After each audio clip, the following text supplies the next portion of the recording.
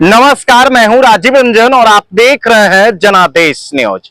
लोकसभा के नेता प्रतिपक्ष राहुल गांधी बिहार में अपनी खोई हुई राजनीतिक विरासत को वापस लाने के लिए लगातार बिहार का यात्रा और जनसंवाद कर रहे हैं।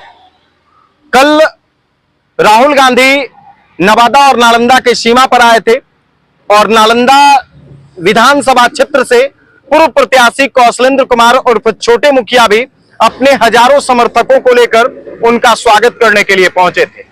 राहुल गांधी अपने खोई हुई विरासत को वापस लाने के लिए हर तरह से दमदार नेता और कार्यकर्ता को फिर से तलाशने की कोशिश कर रहे हैं और ऐसे में नालंदा विधानसभा से अगर कोई दमदार नेता और कार्यकर्ता है तो वो नाम है कौशलेंद्र कुमार और छोटे मुखिया, जो पिछले 30 वर्षों से नालंदा विधानसभा के लिए संघर्ष कर रहे हैं।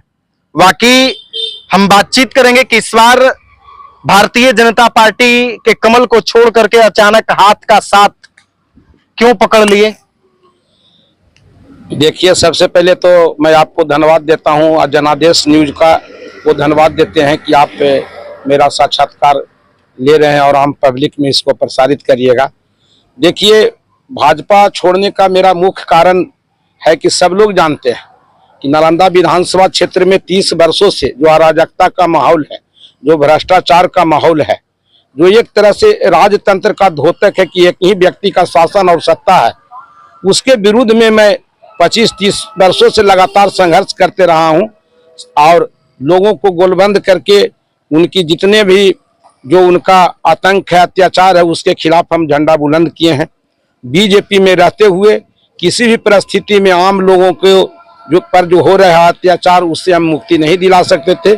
इसीलिए कांग्रेस पार्टी में आए कि यहाँ पर कांग्रेस पार्टी के माध्यम से अपने क्षेत्र का विकास करेंगे और बिहार में कांग्रेस की जो खोई हुई ताकत है उसे पुनः वापस लाएंगे। कल राहुल गांधी का वोटर अधिकार यात्रा था, उसमें भी छोटे मुखिया कल अपना शक्ति प्रदर्शन कर रहे थे। कहां से इतना भीड़ जुटा लेते हैं? देखिए, लोगों का प्रेम प्यार और समर्थन है। लोग है जो कि सब लोग बढ़ चढ़ के, हम सिर्फ सूचना प्रसारित कर देते हैं मोबाइल से या और अन्य माध्यमों से, तो हमारा कार्यकर्ता जुट जाते हैं। कल भी सैकड़ों 4 चक्का वाहन और हजारों की संख्या मोटरसाइकिल से मेरे क्षेत्र के लोग जुटे, कई बस भी था और सब लोगों ने आज जो बिहार में देख रहे हैं बेरोजगारी का माहौल है, जो एक तरह से भ्रष्टाचार का आलम है कि किसी भी आप अंचल में चले जाइए, प्रखंड में चले जाइए, जाति निवास और आचरण, कोई का प्रमाण पत्र बनाना हो, खेत का रसीद कटाना हो, तब हर चीज में भ्रष्टाचार है। लोग इसी भ्रष्टाचार से मुक्ति चाहता है और इसी के माध्यम से हमको शक्ति प्रदान करता है और उसी शक्ति से कल हम हजारों की संख्या में भीड़ वहां जुटाए। कौशलेंद्र कुमार और छोटे मुखिया जिस विधानसभा से संघर्ष कर रहे हैं, उस विधानसभा का नाम नालंदा विधानसभा है। वहां से विधायक श्रवण कुमार हैं, वर्तमान में बिहार सरकार के मंत्री हैं। कैसे इनसे संघर्ष कर पाइएगा? कितना चुनौती? देखिए, आप सब लोग जानते हैं कि जो 2015 में मैं चुनाव लड़ा था तो मात्र हम 2800 वोट से पीछे रह गए थे, जबकि नोटा में मेरा 8000 वोट चला गया था और यहाँ के जिला के जो प्रशासनिक पदाधिकारी थे उनके द्वारा 40-50 बूथों पर इतना आतंक मचाया गया, मेरे लोगों पर इतना दबाव बनाया गया जिसके कारण हम चुनाव हारे। वोट में नहीं हारे, जन समर्थन आज भी है। 15-20 में जब हमको कांग्रेस पार्टी टिकट नहीं दिया, हमारे जो विरोधी हैं वो कांग्रेस पार्टी के टिकट को मैनेज करने में सक्षम हो गए, तो हम निर्दलीय के रूप में आए नालंदा विधानसभा क्षेत्र में। तब भी यहाँ पर जो महागठबंधन के उम्मीदवार थे गुंजन पटेल और सारे जो उम्मीदवार थे, जमानत जब्त हो गया। अब मात्र है कि कड़ा संघर्ष में हम 15,000 वोटों से हारे। तो मैं यहाँ पर चुनाव जनमत मेरे साथ है, लेकिन यहाँ जो साजिश होता है, षड्यंत्र होता है, जो करोड़ों अरबों रुपया जो तहसीलते हैं मंत्री जी वो पैसा चुनाव के समय बांटते हैं, उसके प्रभाव के कारण दोनों चुनाव में हारा। जन समर्थन में हमारा कोई कमी नहीं। 2025 में छोटे मुखिया कैसे इस षड्यंत्र को समाप्त करेंगे? कामयाब होंगे इस षड्यंत्र? देखिए, इस बार तो कोई लड़ाई ही नहीं है। आप जानते हैं कि अगला बार निर्दलीय लड़े तो 50,000 वोट था। इस बार अगर महागठबंधन का टिकट मेरे हमको मिलता है तो निश्चित रूप से हम 1 लाख से कम वोट नहीं लाएंगे। जो भी हमारे विधानसभा क्षेत्र में 75,000 वोट पार कर जाएगा वो चुनाव जीत जाएगा। और इस बार माहौल मेरे साथ है, क्योंकि 30 वर्षों का उनका जो कुशासन है लोगों ने झेला। पूरे बिहार में 534 प्रखंड है, लेकिन हमारे मंत्री जी को इतना भी दया नहीं आता। इनके क्षेत्र में मात्र 5 प्रखंड रहता है। 529 प्रखंड में जो करते हैं उस पर हम लोग आपत्ति नहीं करते हैं, इनका अपना व्यक्तिगत नैतिक जिम्मेवारी बनता है, लेकिन 5 ब्लॉक को भी नहीं छोड़ते हैं। इनका डिपार्टमेंट ग्रामीण विकास विभाग है। सबसे ज्यादा भ्रष्टाचार इंदिरा आवास में, कोई भी इंदिरा आवास 20,000 से कम में नहीं किसी गरीब को मिलता है। तो जब ये अपने 5 प्रखंड को भी बकस नहीं सकते हैं तो समझ सकते हैं कि 30 वर्षों में इन्होंने क्या किया होगा। अच्छा, कल राहुल गांधी से आप जब मिले तो राहुल गांधी जब आपकी ताकत को देखे, आपके साथ जो समर्थक थे उन लोगों को देखे, तो क्या लगता है कि राहुल गांधी अपने विरासत को वापस लाने के लिए छोटे मुखिया पे विश्वास करेंगे? निश्चित रूप से करेंगे, करना भी चाहिए। लोगों को मनोभावना भी यही है। सब लोग चर्चा करते हैं कि छोटे मुखिया जी को अगर कांग्रेस टिकट देती है तो ये सीट पक्का है महागठबंधन का। हम लोग चाहते हैं कि बिहार में बदलाव हो। और यहाँ जो देखते हैं कि जो मजदूर की फैक्ट्री है, यहाँ खास करके नालंदा जिला में हम जो अनुभव करते हैं, हमारे विधानसभा क्षेत्र में जो बीच का हमारा इलाका है, आपको BN छबिल्लापुर, नूरसराय और नीचे जो थरथरी और नगरनौसा तक हरनौत विधानसभा का क्षेत्र है, हमेशा सूखा से पीड़ित रहता है। उस पर बड़ा कार्य योजना हम लोग को करना है।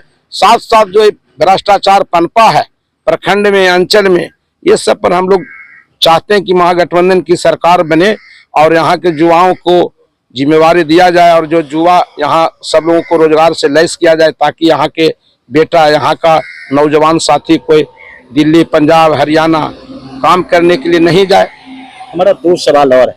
पहला सवाल ये है मुखिया जी कि आप 1990 के चुनाव को याद कीजिए। राम नरेश सिंह चुनाव लड़े थे, निर्दलीय चुनाव जीत गए थे। 1995 में श्रवण कुमार चुनाव लड़े, राम नरेश सिंह को चुनाव हरा दिए। तो निर्दलीय नालंदा में निर्दलीय प्रत्याशी भी चुनाव जीते हैं, ये इतिहास रहा है नालंदा का। और आप भी उस जनमत में कामयाब रहे, उतना वोट लाए, उतना वोट ले आना एक मायने रखता है। तो क्या लगता है कि कहां से इतना वोट ले आते हैं और कैसे इतना समर्थन मिल जाता है लोगों का? देखिए, लोगों से मिलते जुलते रहना और लंबे समय तक मैं जमीन का आदमी हूँ, पंचायत के राजनीति किया, पैस का राजनीति किया, पूरे जिला में हर एक लोगों से मेरा संपर्क है। कोई भी शादी ब्याह किसी चीज में निमंत्रण देते हैं, उनके घर जाते हैं, जो भी लोग आते हैं उनका सुख दुख सुनते हैं, त्वरित कार्रवाई करते हैं। हम आज तक किसी को नहीं कहा कि जाइए आपका देख लेंगे या फोन करेंगे। जो एस नोट करना है ऑन दी स्पॉट करते हैं, उन्हीं के सामने बात करें, चाहे कितना बड़ा अधिकारी है। काम होता है, खुश होते हैं। बहुत सा ऐसे अधिकारी भी हैं जो कि नहीं करना चाहते हैं। तो मैं जिसका पैरवी करता हूं उसको लगता है कि नहीं, मेरे सामने बात की है, इसीलिए लोग हम पर विश्वास और भरोसा करते हैं। और उनका आतंक जो है, उनका जो परेशान करने का आदत है, इसके कारण भी बहुत से सारे लोग जो उनका नकारात्मक वोट है हमारे साथ जुटे हुए रहते हैं, हमको समर्थन करते हैं। तो देखिए, हमारा एक और अंतिम सवाल होगा और वो काफी इंपॉर्टेंट सवाल है। छोटे मुखिया को डर वर नहीं लगता है क्या? डर तो जीवन में हमने नहीं सीखा। अकेले चलते हैं, अकेले चलते हैं पूरे क्षेत्र में, पूरे जिला में। हम 2-2 बजे 3-3 बजे रात तक हम घूमते हैं और हम समझते हैं कि हम अच्छा अगर कर्म किए, लोगों का समर्थन, सहयोग और प्रेम और प्यार है, तो दुनिया में कोई शक्ति नहीं है कि हमको कुछ कर सकता है। और खास करके वैसे लोगों से तो एकदम नहीं डरते हैं जो समाज में जो विषाक्त वातावरण बनाते हैं, समाज में जात पात करते हैं। हम तो चैलेंज के साथ कहते हैं मंत्री जी को कि जरा 10 गो नाम बता दें। उनको वोट हर जात से चाहिए, भूमियार का वोट, राजपूत का वोट, पासवान का वोट, कुशवाहा का वोट, हर जात का वोट चाहिए। लेकिन वो अपना काम क्या करते हैं उसको आप लोग अनुभव करिए।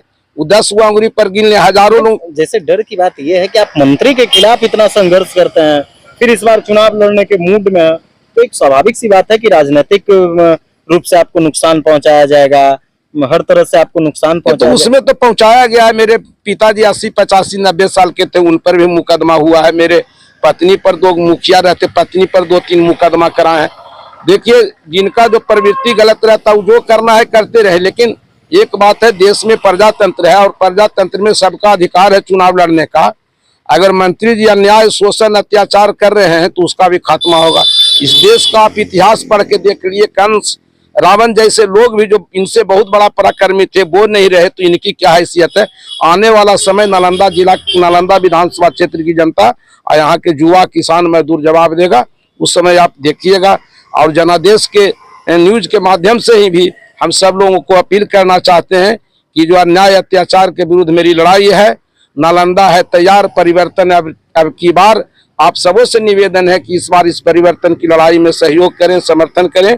आप हमको अपना बहुमूल्य समय दिए, इसके लिए जनादेश न्यूज को भी मैं धन्यवाद करता हूं और लोगों से अपील भी करता हूं कि जनादेश न्यूज को आप लोग हमेशा देखिए। ये सकारात्मक पहल करते हैं और समाज में वैसे जो न्यूज आना चाहिए, जो समाचार आना चाहिए, उसको ही लेके आते हैं।